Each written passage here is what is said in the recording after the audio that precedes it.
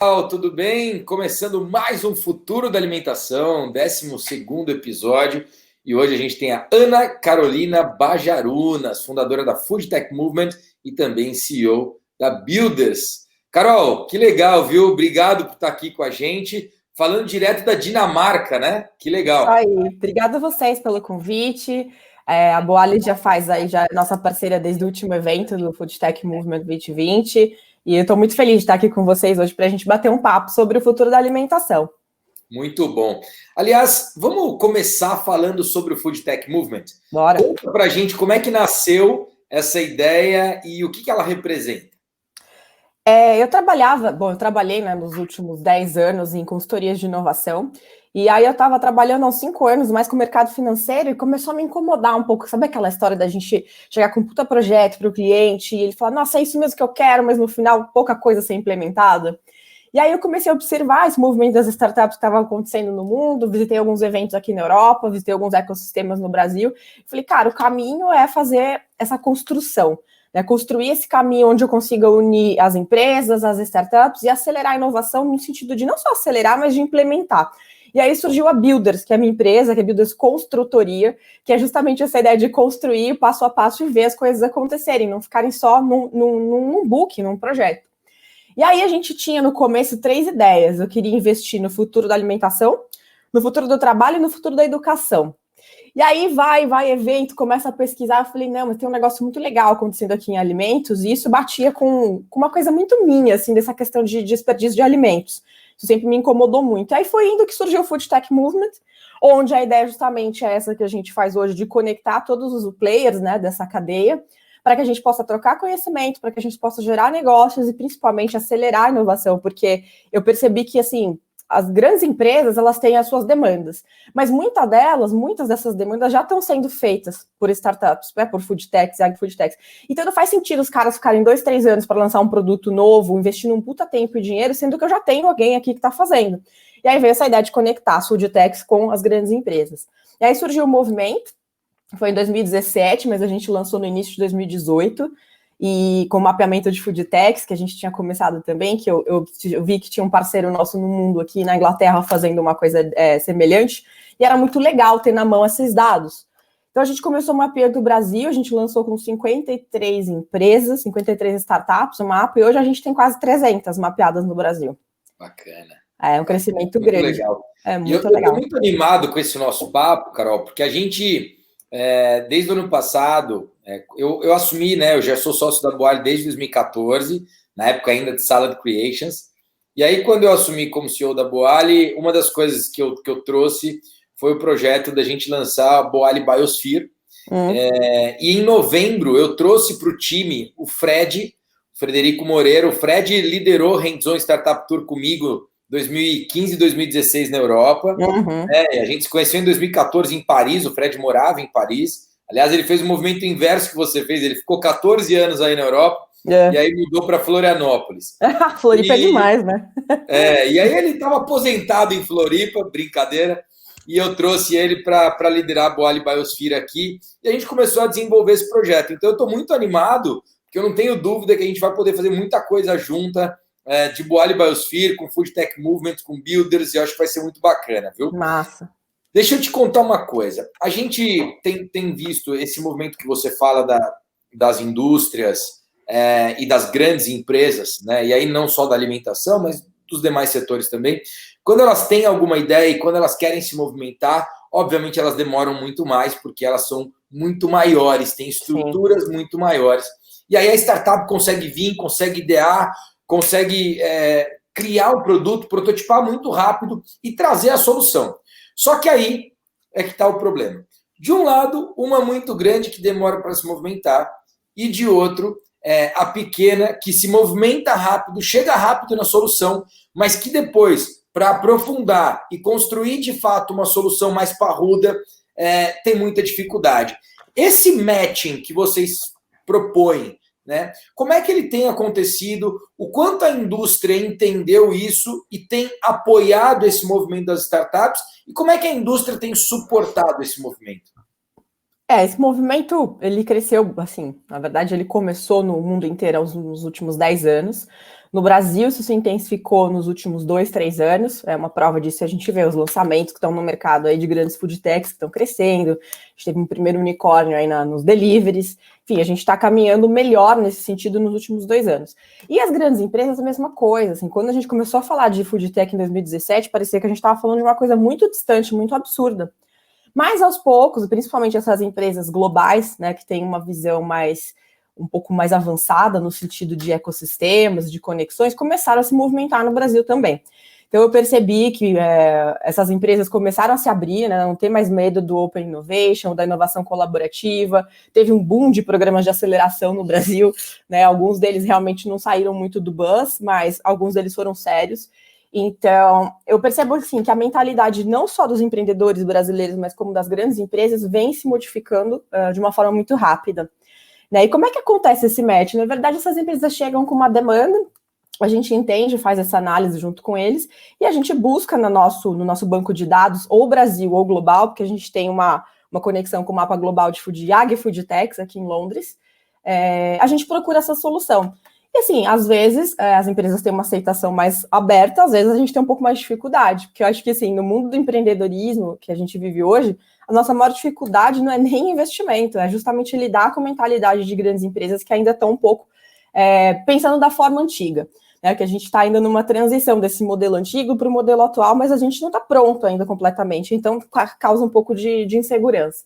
Então, o que a gente procura fazer é, assim, quando a gente percebe que a empresa realmente tem uma vontade de fazer uma conexão, uma fusão ou uma compra, a gente mapeia bem os processos, tanto da grande empresa quanto da startup, para que aí no momento de conectar não tenha nenhuma surpresa, a gente consiga fazer um deparo mais assertivo. Muito então, legal.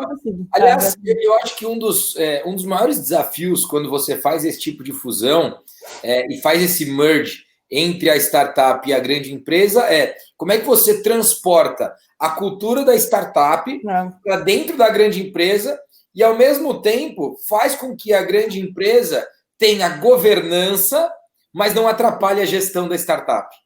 A gente vê alguns casos no Brasil, não só a alimentação, mas de algumas startups que foram compradas e tiveram muitos problemas no início, justamente porque a grande empresa queria implementar os seus processos lá burocráticos quadrados dentro de uma startup, isso não funciona, né? Uma das melhores características de uma startup é a agilidade, essa questão de entender as coisas e colocar no mercado em meses ou semanas.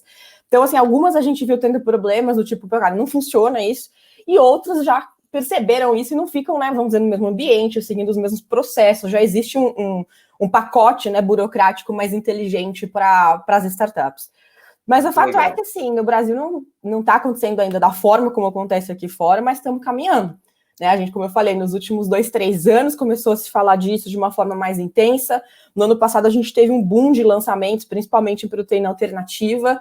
Tem muitas tecnologias que o Brasil nem tem ainda, então, por exemplo, de carne cultivada em laboratório, que a gente sabe que aqui está rolando, apesar de chegar nas gôndolas só no ano que vem. Enfim, tem várias coisas que a gente ainda está caminhando, e se a gente se compara com outros ecossistemas, como o americano, como o inglês, como o pessoal da Ásia, que está fazendo isso de uma forma muito bacana, a gente está atrasado sim, né? Principalmente Israel. Mas a gente está caminhando, então eu vejo isso de forma, vamos dizer, com um olhar muito positivo. Acho que a gente está indo no caminho certo. Muito bom. Vamos falar de alguns temas aqui específicos, né? Você falou da proteína cultivada em laboratório.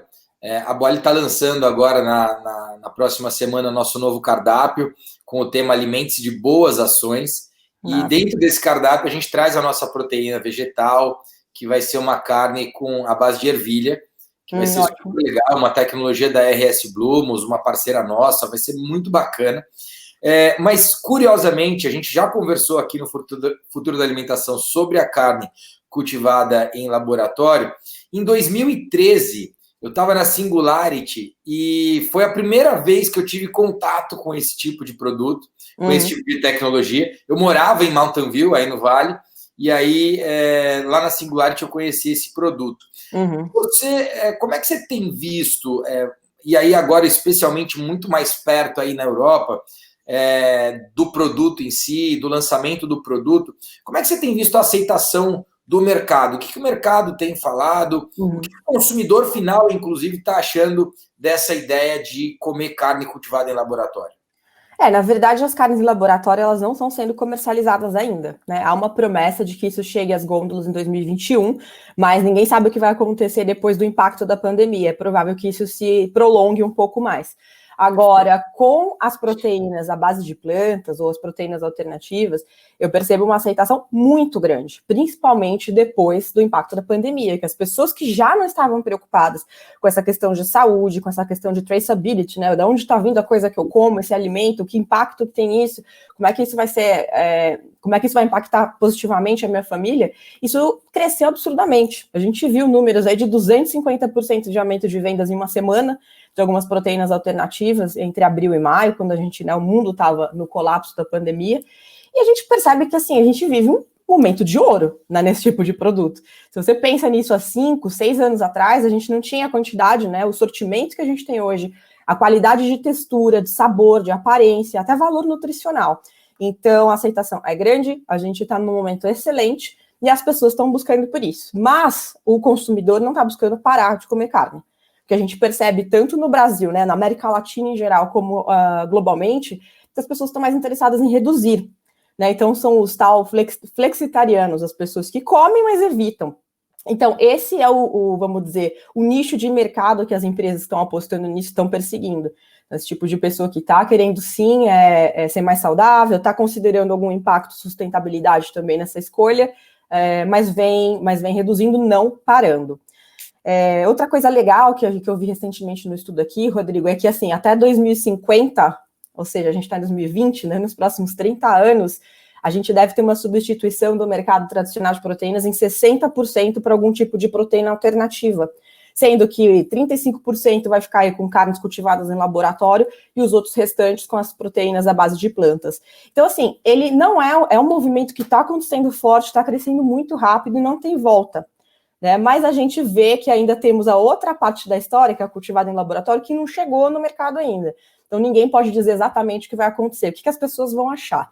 Né? Porque vai ser uma carne de verdade, mas vai ser feita em laboratório. Então vai ser um momento bem interessante para a gente do segmento aqui. Com certeza. Bom, eu ia entrar aqui em alguns temas específicos, entre eles logística, mas antes disso eu quero fazer o seguinte.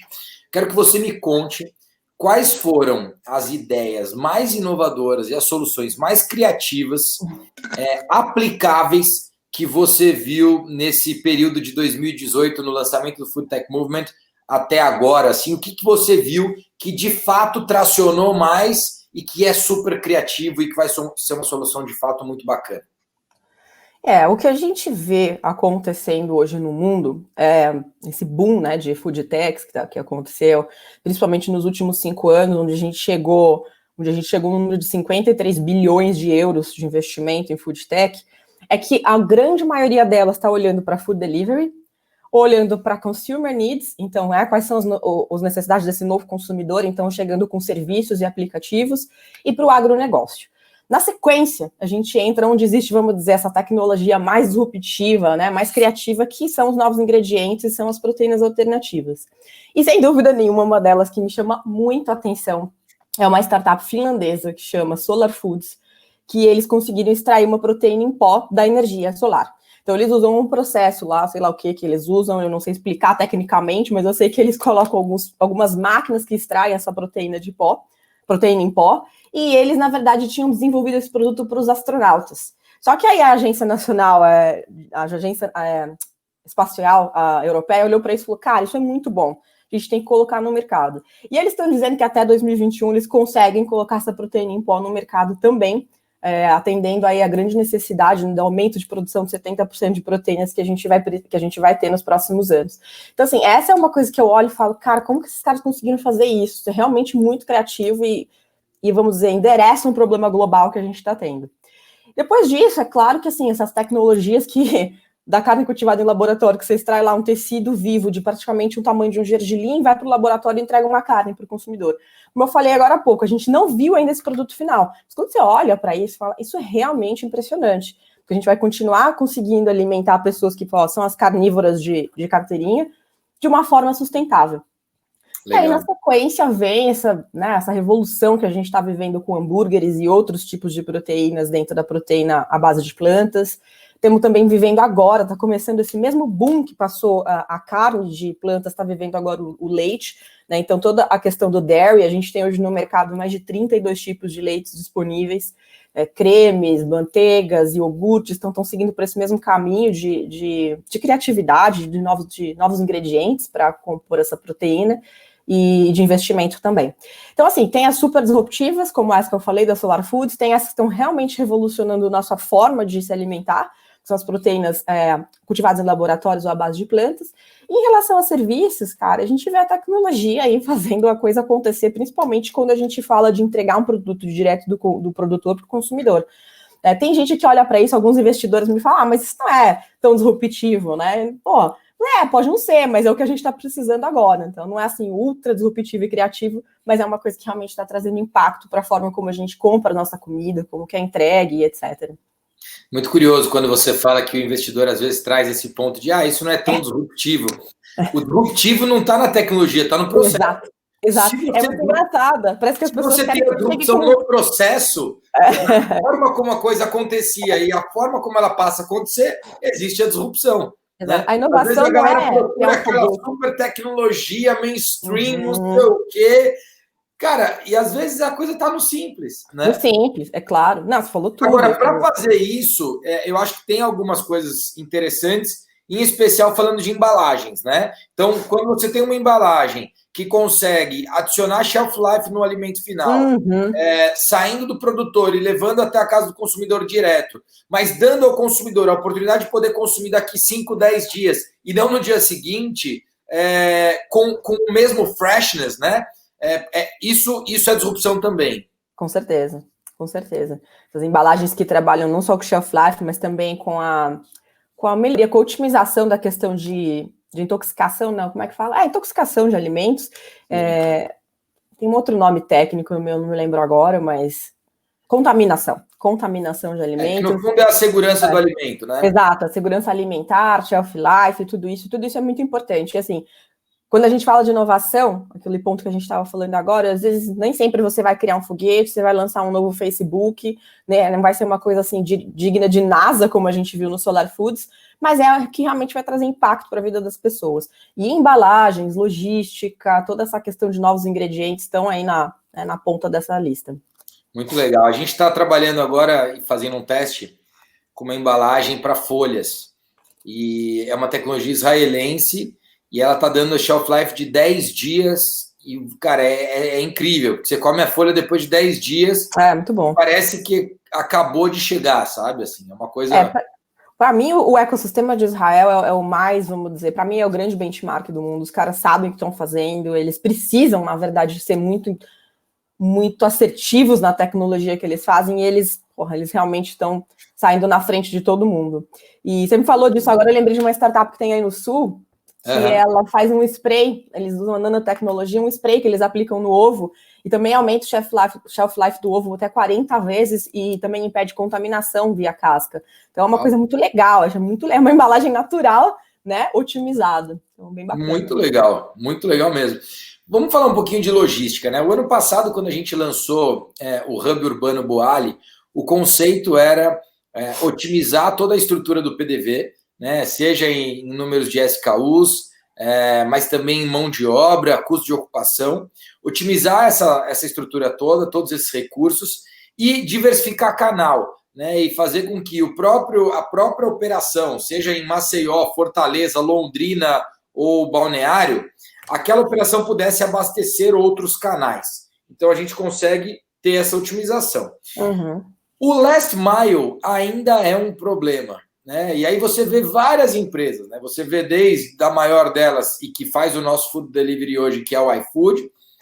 Nós temos uma parceria bastante importante com o iFood aqui, mas quando a gente fala de distribuição própria, que a gente também tem, a gente tem parcerias, né? E entre elas, por exemplo, a gente tem uma das parceiras é a Log, e vem claramente se demonstrando pouco enérgica em relação a food delivery. Ou seja, ela não quer fazer food delivery, ela quer entregar malote que não tem shelf life e viaja mais tranquilo.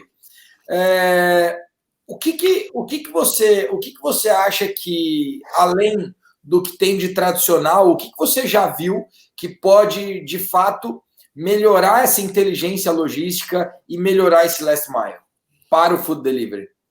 Então, no Brasil, infelizmente, a gente não tem muitos cases ainda nesse sentido. Agora eu tenho uma empresa aqui holandesa, que chama Fairfood, eles estão fazendo um trabalho muito legal com blockchain. Então, não só na questão de logística, mas na questão de rastreamento de tudo que eles produzem, né? Na verdade, eles coletam os produtos in natura e distribuem. Eu vejo que assim, o futuro está nessa tecnologia do blockchain para fazer com que isso, né, seja mais rastreável, mais seguro e mais transparente. Mas ainda no Brasil, eu, pelo menos, no nosso mapeamento, na nossa empresa, a gente não conhece nenhum caso de uma empresa que está fazendo isso.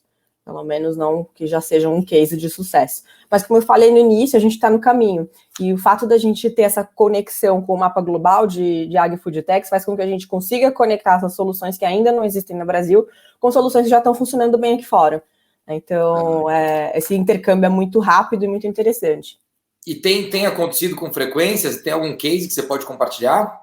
A gente, na verdade, lançou agora, no Food Tech Movement, em julho, né? No finalzinho de julho, a nossa parceria global. Então, a gente está bem no início ainda. Tem alguns namoros, mas nada que eu possa dizer, já temos um case, infelizmente. Legal, sem problemas. Vamos falar, tem uma parada que eu acho que é interessante, que é sobre fábrica, né? Fábrica de alimentos. E que eu confesso para você, até dando um spoiler aqui, a gente olhou bastante coisa esse ano, né, aqui na Boali, pensando em verticalização, pensando em concentrar um pouquinho a cadeia e ter um pouquinho mais de autonomia, de governança da cadeia, mas sempre fica aquela dúvida do que a gente faz bem e vamos focar no que a gente faz melhor. Como é que o que você acha que é o futuro da fábrica de alimentos? É algo mais vertical, mais nichado? É algo que vai atender mais demandas? Qual que é a tua visão em relação a isso? E o que você tem visto que de fato possa comprovar a tua premissa ou a tua tese? Muito legal essa pergunta, é uma coisa que eu venho me perguntando já tem algum tempo. Porque, na verdade, esse novo layout de fábrica ele vai refletir a demanda no mercado, né? E a gente percebe que cada vez mais o consumidor está indo para nichos. Então, a gente tem veganos, a gente tem intolerante a leite, a lactose, celíaco, gente que não é nada disso, mas segue esse tipo de dieta, né? Pessoas alérgicas, que aumentou muito o número de alergias nos últimos 10 anos no mundo em geral. Mas o que eu percebi nessas empresas que já começaram a caminhar nesse sentido é que poucas ainda estão, vamos dizer, reformulando o seu layout. Né? Existem algumas que estão já desse formato mais vertical, como você trouxe, então trabalhando com alimentos livres de glúten, com alimentos veganos e etc., mas eu não vejo ainda grandes transformações em layout de fábrica acontecendo num futuro muito próximo, a não ser que a gente tenha aí uma nova crise, uma nova pandemia que acelere, né, a demanda no mercado, como aconteceu com proteínas agora no início do ano. Mas, por enquanto, eu vejo que as fábricas tendem a continuar olhando para demandas altas, então o que é volume, vamos atender, e tendo ali um espaço pequeno, ou até uma conexão com uma startup que já faça isso, para atender essas demandas mais nichadas. E é interessante porque o consumidor está mais nichado, só que a gente fala também de um consumidor que vive como a gente, né, em grandes metrópoles, que é um cara que está bem informado, que tem acesso a tudo isso. Isso não reflete os dados de toda a população, principalmente da massa da população brasileira. No fundo, essa é uma reflexão tão importante para a gente aqui, porque no final do dia, o que eu chego a pensar, mas não definir, é que pode estar em nichos que tenham escala, né? Então, se você conseguir escalar, você vai lá e investe no nicho. Então, essa vai ser uma dificuldade aí que eu acho que o mercado vai acabar vivendo e que, enfim, vamos aguardar cenas dos próximos capítulos. O único spoiler que eu poderia falar é esse que eu falei. Nunca falei sobre isso para ninguém e acabei me sentindo à vontade para falar com você aqui, Carol. E é o fato da gente, como Boali, olhar para uma fábrica. Mas, enfim, vamos... Um ponto que eu acho que você colocou aqui e a gente...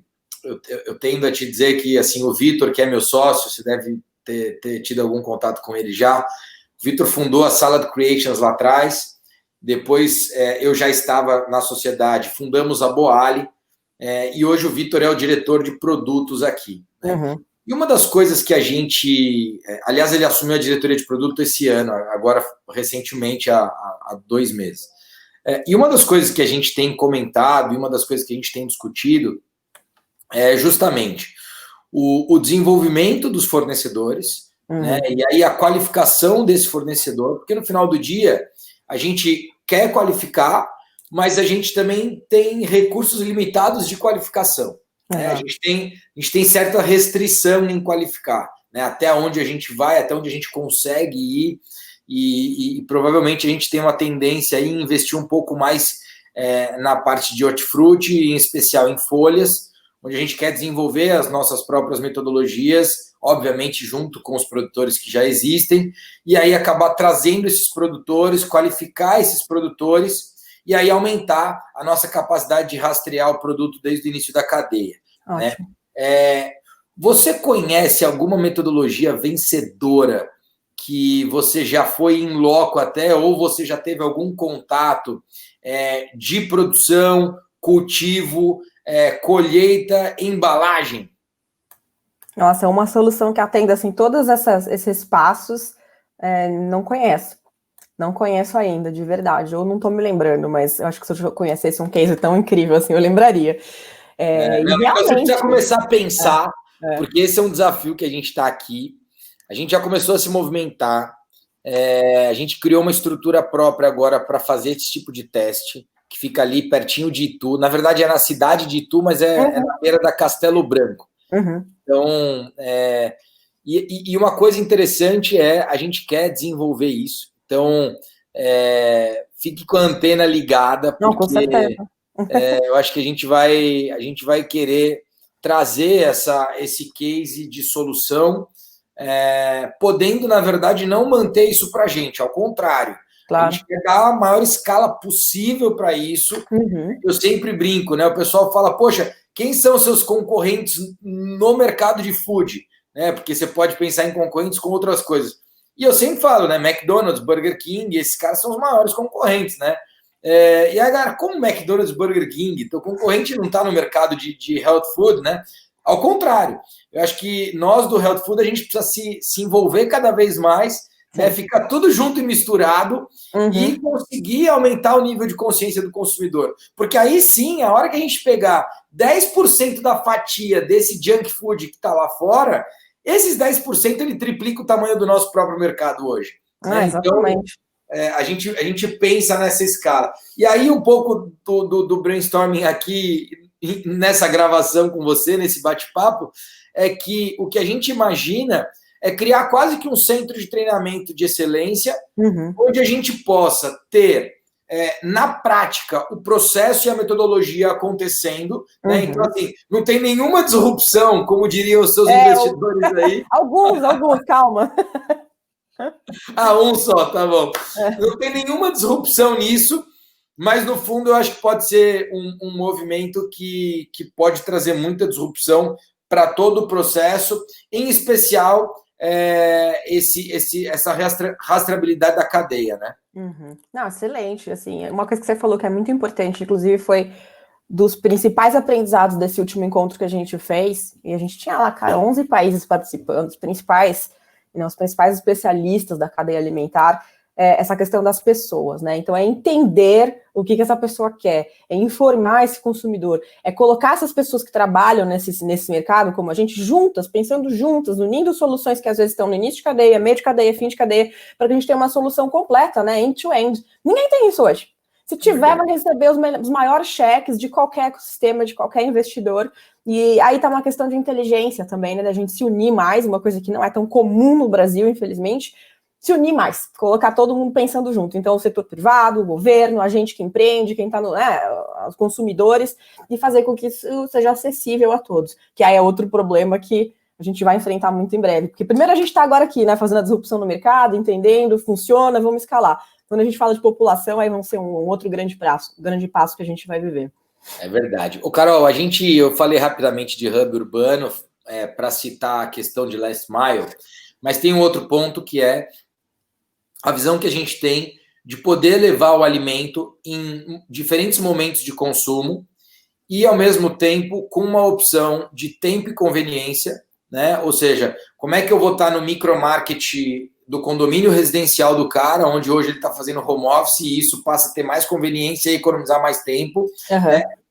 Esse mesmo micromarket hoje a gente já atua em condomínios corporativos, então dentro de empresas, né? E já é um case muito legal, porque você tem uma otimização de recursos bastante interessante, e o consumidor, no final do dia, ele tem algo que é o acesso, não só pelo tempo e conveniência, mas também financeiro. Ele consegue pagar um preço justo, um preço mais baixo naquele alimento que é um alimento saudável. O que você tem de cases, e aí pode ser, enfim, do mundo inteiro, mas talvez da Europa, quando você fala de diversificação de canais e um varejo mais inteligente? Pensando aqui, quando você for falando, né, algumas empresas que estão fazendo um trabalho muito legal, pelo menos aqui na Dinamarca, que são essas empresas que conseguem colocar um produto, uma proteína alternativa no mercado com um preço muito similar ao produto tradicional. Então, isso faz com que os consumidores que já não estejam convencidos como nós, mas que sejam os curiosos, vão lá, experimentem e falam, cara, isso aqui vale a pena, né? Isso aqui é bom, é saudável, é gostoso, porque a comida tem que ser gostosa, né? Então, eu vejo isso acontecendo de uma forma, vamos dizer, mais equalitária aqui. E no sentido de canais, poxa, depois que, claro, a loja física continua, né? Principalmente depois que a gente passou desse momento de lockdown, mas a gente viu que todo mundo, quem já não estava focando a sua grande parte do seu tempo e da sua estratégia no digital, está fazendo isso agora. Então, desde e-commerces, como hubs, né, que unem todos esses tipos de produtos e serviços, como as plataformas digitais de entrega, que a gente viu aí também bombando.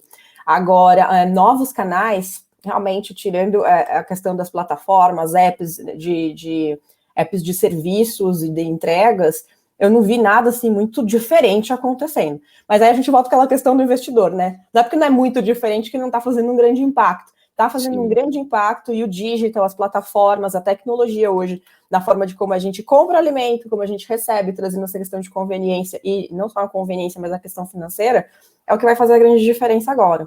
Inclusive, aí tem um ponto também, uma reflexão, que no início do ano, quando a gente estava preparando o Foodtech 2020, a gente colocou na mesa com algumas pessoas, falando, poxa, tem alguns caras aqui na Europa dizendo que a gente vai ter um second wave de pandemia. E a gente vê que os números começaram a crescer de novo aqui na Europa, principalmente depois das férias de verão. Então, assim, quem ainda não começou, quem ainda não tá com o seu pé, quando não com os dois pés no dígito, tem que fazer isso para ontem, né? Tem que olhar para a tecnologia e ver como é que ele vai atender esse consumidor, como é que a gente que vai estar em casa de novo, né? Como que a gente vai receber um alimento fresco, como que a gente vai ter, de repente, uma tecnologia que você trouxe aqui de aumentar o meu shelf life desse alimento fresco dentro da geladeira, como que a gente trabalha nesse sentido. Então, eu vejo aí a questão, vamos dizer, de mais intensidade para a gente olhar, para a gente investir, para a gente fazer estratégias olhando para o digital, sem dúvida nenhuma. Legal. Ainda, né, só para não perder essa linha também de raciocínio, assinatura, subscription mesmo. Tem algum case bacana aí? Aqui tem alguns cases, mas no Brasil a gente tem vários legais, e eu gosto de citar sempre os exemplos brasileiros. Então, assim, a Chef Time, que foi uma das precursoras também, que foi comprada aí pelo Pão de Açúcar no ano passado, tem um esquema muito legal de kits personalizados que você pode pedir, como você pode comprar na loja física, né? Então, para momentos especiais. Participei com ela a semana retrasada de uma live, foi super legal. A Dani é incrível, assim, o GPA também está fazendo um trabalho muito legal de aproximação das food techs, assim como outros varejistas no Brasil, como o Carrefour. Mas, enfim, a Chef Time é um grande exemplo que eu gosto de trazer, porque eles entenderam essas questões de momentos e colocaram isso na mão do consumidor. Tem outras também, a Belief, que faz entregas de ultra congelados veganos e vegetarianos. Eles, na verdade, eu não sei se eles têm um clube de assinatura, mas eles têm essa questão de entrega personalizada muito interessante, né, dentro da necessidade do consumidor. Mas, assim, a gente vê isso, isso foi um boom no ano passado, mas aqui na Dinamarca, pelo menos, não tem, como eu vou dizer, as pessoas não seguem muito a questão de assinatura, eles vão e compram online, ponto final, pedem por aplicativo. Tá, entendi, interessante, você falou da Belief, eu até anotei aqui para depois revisitar, eu tinha visto algumas coisas, mas eu preciso dar uma revisitada para entender como é que tá.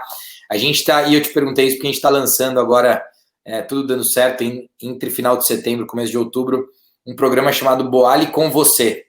E a ideia é também poder ter esse clube de assinatura, onde você vai escolher receber a comida, seja ela congelada ou fresca, e aí, obviamente, os valores de assinatura são diferentes. Para comida congelada, a gente vai programar uma vez por semana ou uma vez por mês a entrega, depende do tamanho do seu congelador.